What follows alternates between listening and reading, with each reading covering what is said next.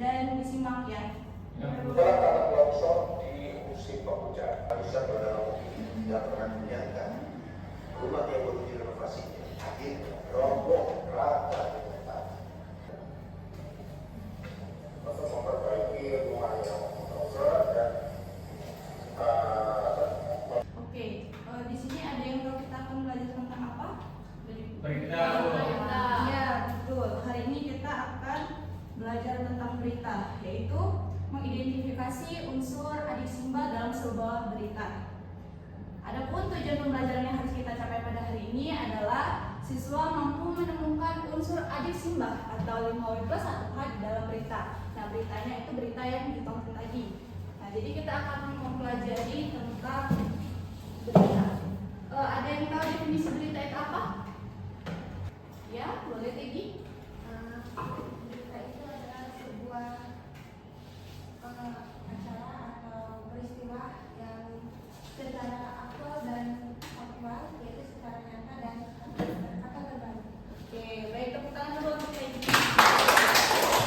Ya, tayangan sebuah berita adalah sebuah tayangan yang menyampaikan kabar atau informasi mengenai peristiwa faktual dan aktual kepada masyarakat.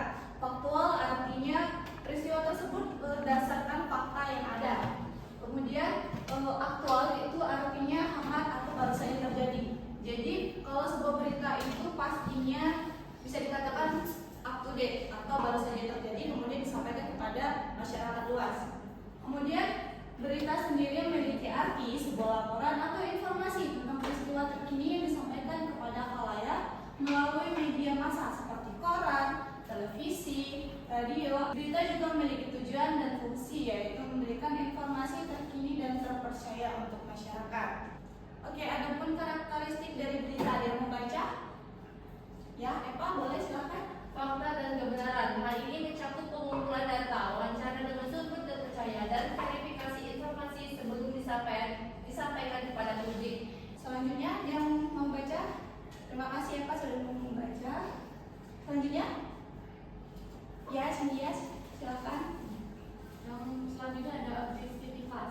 Jurnalisme yang baik berusaha untuk memberikan sudut pandang yang seimbang dan adil, menghindari penyebaran opini atau propaganda. Oke, terima kasih Cynthia. Baik, karakteristik berita itu sendiri ada 6. Yang pertama itu fakta dan kebenaran. Jadi sebuah berita itu harus berdasarkan fakta. Kalau tidak fakta itu namanya hoax. Terus keterkaitan waktu. Dan berita juga harus disampaikan secara cepat agar masyarakat luas juga tidak tertinggal oleh berita saat ini. Kemudian relevansi dan signifikan, kemudian ada objektivitas, sumber yang dapat dipercaya. Artinya sumber dapat dipercaya ini bisa diambil dari misalnya wawancara kepada korban yang terkait pada berita tersebut, atau bisa langsung terjun ke lapangan. Kemudian itu gaya penulisan yang jelas dan ringkas. Nah, kalau berita itu biasanya bahasa yang digunakan itu tidak bertele-tele. Selanjutnya ada jenis-jenis berita. Nah, jenis-jenis berita ini ada berita langsung, yaitu berita yang berisi informasi yang sedang hangat diperbincangkan. Terakhir itu berita interpretasi, yaitu jenis berita yang disampaikan wartawan secara langsung dan sesuai fakta yang ada di lapangan. Kemudian ke unsur-unsur berita. Ada yang tahu apa saja unsur-unsur berita yang disampaikan sebelum tadi? Masih ingat? Masih. Apa saja?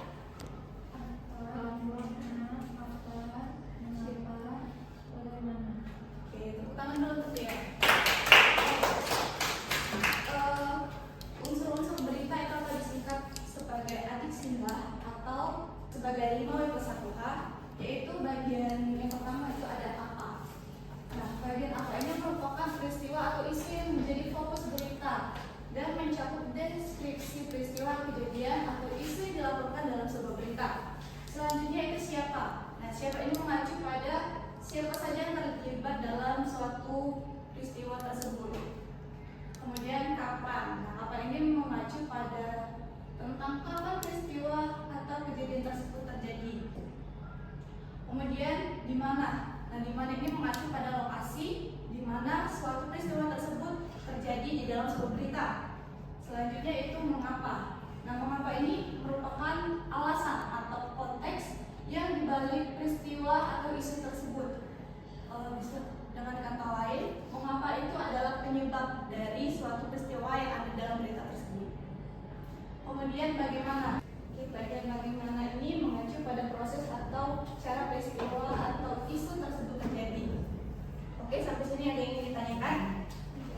Masih semangat?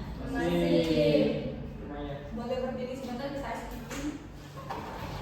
Kita ice breaking pakai semangat ya. Ayo sudah semangat. Contohnya kayak gini ya. Tepuk semangat. Semangat. Oke, bisa? Kita mulai ya. 1, 2, 3. Semangat.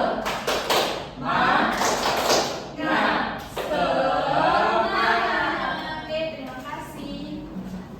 Baik, dari yang ibu sampaikan ini ada yang ingin ditanyakan? Tidak, Bu. Kalau sudah dimengerti semua, di sini ibu ada tugas untuk kalian. Tugasnya silakan dikerjakan secara individu. Ini langsung kita koreksi sama-sama ya. Ibu kasih waktu 20 detik.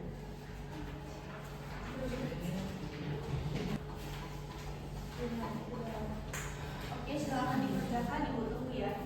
Sudah selesai. Oke, kita koreksi sama-sama ya.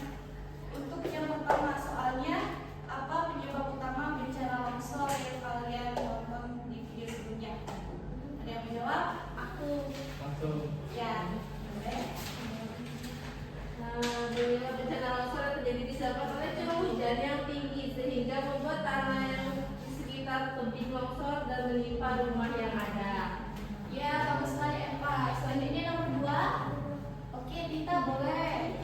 Siapa yang menjadi korban dan paling terkena dampak dari bencana longsor?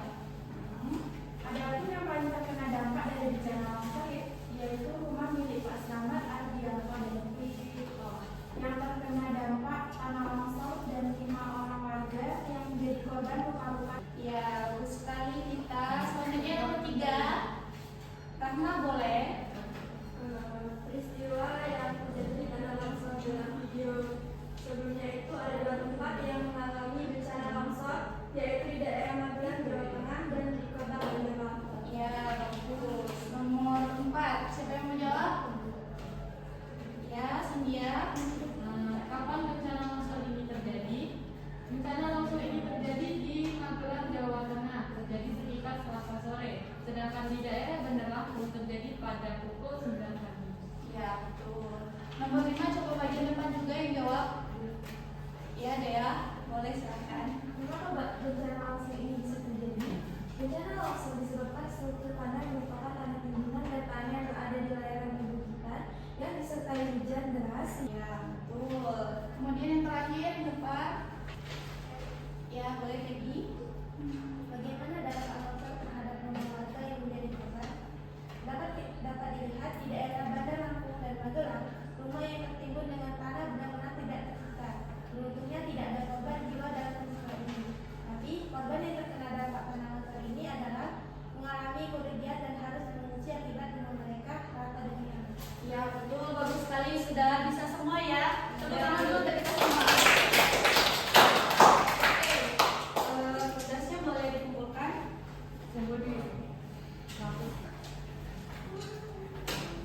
Nah, dari pembelajaran yang kita bahas kali ini mengenai berita tentang unsur-unsur berita juga, kesimpulannya adalah bahwasannya tayangan berita merupakan suatu tayangan yang membuat informasi yang kemudian disampaikan kepada halayak ramai yang bersifat faktual dan aktual.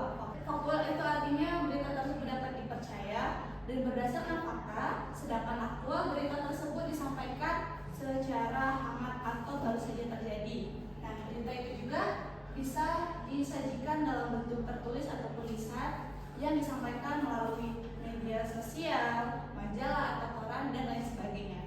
Mungkin itu saja yang bisa disampaikan pada pembelajaran kita pada hari ini. Untuk kalian tetap semangat, rajin belajarnya, dan ibu doakan